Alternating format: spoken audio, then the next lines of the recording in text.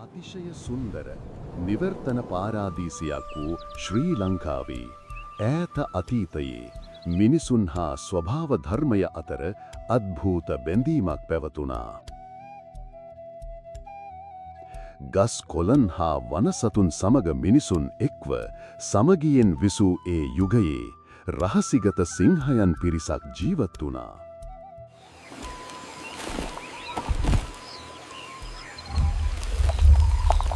ඔවුන් සාමාන්‍ය සිංහයන්ට වඩා වෙනස් දෙපයින් සිටගෙන ඇවිදීමත් මිනිසුන් මෙන් සිටීමත් කතා කිරීමත් ඔවුන්ට හැකියාව තිබුණා. අතීතයේ සිටම අපේ මුතුන් මිත්තන් මේ ගම්මානයේ ජීවත් වුණා. ඔවුන්ගේ වගකීම වුණේ ගහ, කොළ, වනසතුන් හා ගංගා ආරක්ෂා කිරීමයි. ඔවුන් ශ්‍රී ලංකාවේ වනසතුන්ගේ ඝන වනාන්තරවලත් පැහැදිලි ජල මූලාශ්‍රවලත් ආරක්ෂකයින් විය.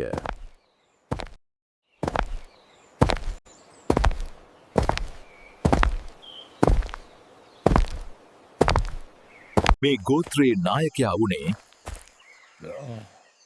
හෙළසිංහයි.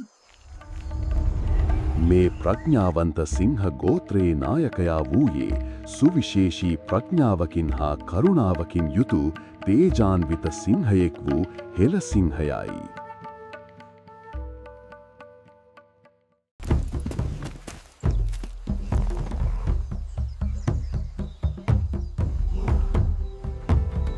මාගේ මේ ලක්දෙරණ සුරකීම මාගේ යුතුයකමයි. මේ පොළව, ගස් කොළන්, ජලය පණමෙන් රැකගනිමු. කාලය ගෙවී යද්දී ලෝකය වෙනස් වන්නට විය. මිනිසුන් ස්වභාව ධර්මයෙන් ක්‍රමයෙන් ඈත් වන්නට පටන්ගත් අතර වනාන්තර විනාශ වී ගංගා අපිරිසිදු වුණා. හෙළසිංහට සහ ඔහුගේ සිංහ ගෝත්‍රයට මේ වෙනස දැකීමට අපහසු වුවත් ඔවුන් දැන සිටියේ අනාගතයේදී ශ්‍රී ලංකාවට ඔවුන්ගේ ආරක්ෂාව අතිශයින්ම අවශ්‍ය වන බවයි. අනාගතයේදී ලංකාද්වීපය බේරා ගැනීමට හෙළසිංහ ඉදිරිපත් වනවා. දිනක් පූර්ණ චන්ද්‍රයා පායා තිබූ අද්භූත රාත්‍රියක හෙළසිංහ සහ ඔහුගේ ප්‍රඥාවන්ත සිංහ ගෝත්‍රය විසින් දැවන්ත පුරාණ වෘක්ෂ රාජයකු යටතේ විශේෂ චාරිත්‍රයක් ඉටු කළා. මේ චාරිත්‍රයේ අරමුණ වූයේ අනාගතයේ ශ්‍රී ලංකාවට අතිශයින්ම අවශ්‍ය වන මොහොතක හෙළසිංහ නැවත අවදි කිරීමයි. ඔහුගේ ශරීරය සහ ආත්මය පුරාණ ශක්තියින්ගෙන් පිරි ඔහු ගැඹුරු නින්දකට වැටුණා. ඉතින් දැන් හෙළසිංහ ගල් පිළිමය ඔහු වසර දහස් ගණනක් යනකම් නිද්‍රාවට පත් වුණා. ඔහු ගල් පිළිමයක් වී නිවී සිටියේ දවසක් නැවත නැගිටීම පිණිසයි. වසර දහස් ගණනක් ගෙවී ගියා. හෙළසිංහ නිද්‍රාවට පත් වූ පුරාණ වනාන්තරය දැන් නූතන නගරයක කොටසක් බවට පත් වුණා. අහස උසට ගොඩනැගිලි, ഘോഷාකාරී වාහන සහ ජනාකීර්ණ වීදිවලින් පිරී තිබුණත් ඔහු නිද්‍රාවට පත් වූ වෘක්ෂ රාජයා මෙන්ම සිංහ ගල් පිළිමයත් තවමත් එහි විය. දැන් එය නගර මධ්‍යයේ ඇති කුඩා උද්‍යානයක ලෙසින් ආරක්ෂා වී තිබුණා. දවසක් නගරයේ දරුවන් කිහිප දෙනෙක් ඒ උද්‍යානයේ සෙල්ලම් කරමින් සිටියා. ඔවුන්ගෙන් එක් දරුවෙක් කුතුහලයෙන් යුතුව ගස මුල තිබූ සිංහ ගල් පිළිමයේ දිලිසෙන ගලකට අත තැබුවා. ඒ මොහොතේ මුළු උද්‍යානයම පුරාණ ශක්තියකින් වෙවුලා ගියා. දීප්තිමත් ආලෝක ධාරාවක් ගස වටා පැතිරී ගියා අතර දරුවන් පුදුමයෙන් බලා සිටිද්දී ඒ ආලෝකය අතරින් තේජාන්විතව දෙපයින් සිටගත් සිංහයෙක් මතු වුණා. හෙළසිංහ මුලින්ම ව්‍යාකූල වුණා.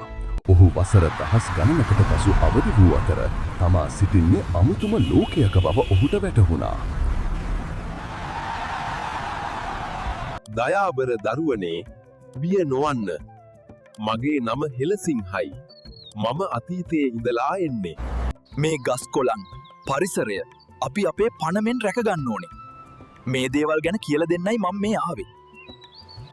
දරුවන් හෙළසිංහව දුටු විට මුලින් බියට පත් වුවත් ඔහුගේ දයාබර ඇස් සහ ප්‍රඥාවන්ත පෙනුම නිසා ඔවුන්ට විශ්වාසයක් ඇති වුණා. දරුවන් හෙළසිංහ සමග කතා කරන්නට විය. ඉස්සර වගේ නෙමෙයි. දැන් ගොඩාක් වෙනස් වෙලා. ඔයාලට පුළුවන්ද මට නූතන ලෝකය ගැන කියලා දෙන්න? නූතන ලෝකය ගැනත් ඔවුන්ගේ ඇදුම් ගැනත් ඔවුන්ට පැහැදිලි කළා. හෙලසිංහ දරුවන් සමග සමීපවීමටත් ඔවුන්ගේ ලෝකය තේරුම් ගැනීමට අවශ්‍ය බව වටහාගත්තා. ළමයිනේ මම මැජික් එකක් කරලා පෙන්වන්නද? එවිට ඔහු සිනාසී පුරාණ මැජික් බලයකින් තමාගේ පැරණි ඇඳුම් ෂණයකින් නූතන ඇඳුමකට පරිවර්තනය කරගත්තා. එදා සිට හෙලසිංහ දරුවන්ගේ අලුත්ම මිතුරා සහ ගුරුවරයා බවට පත් වුණා.